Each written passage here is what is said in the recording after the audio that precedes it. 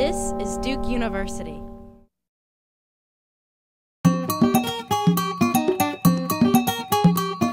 The President Morsi is not the enemy. President Morsi is just kind of blundering his way through politics. He is not, but you're speaking about someone who comes in after a dictator, who, like, like you say, there are these systems in place. You cannot just remove them overnight. And so, and at the same time, he doesn't have enough experience in governing, but his experience is based on the Muslim Brotherhood, and the Muslim Brotherhood is a very hierarchic.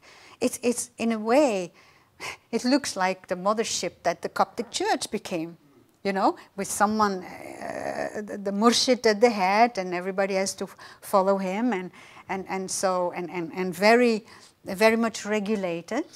And so, if you try to apply that to a society that's in motion, a society that has young people who, and the majority of Egypt is young, and then you have the economy that's going, people need jobs and so on. So you need to be quite a seasoned ruler to pull that one off, and he's not. And his way out could be, to be more democratic and rule more in a committee or whatever.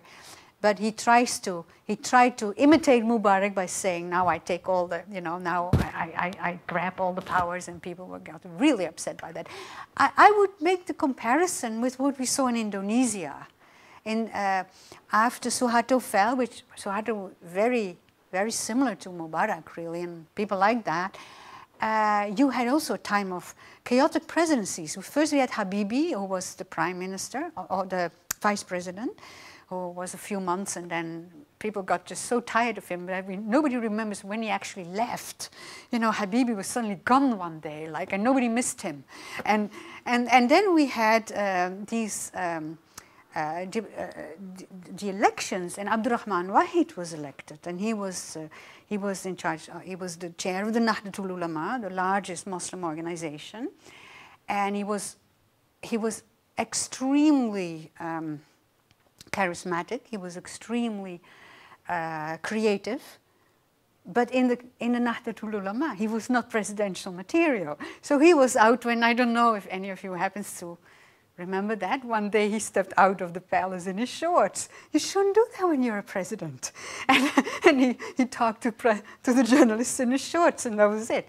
And so then we had Megawati Sukarno Putri, who was considered someone they could manipulate, and then someone from the army took over again. So it took a while before things settled down, but it can't take too long because the economy is sinking. Produced by Duke University, online at duke.edu.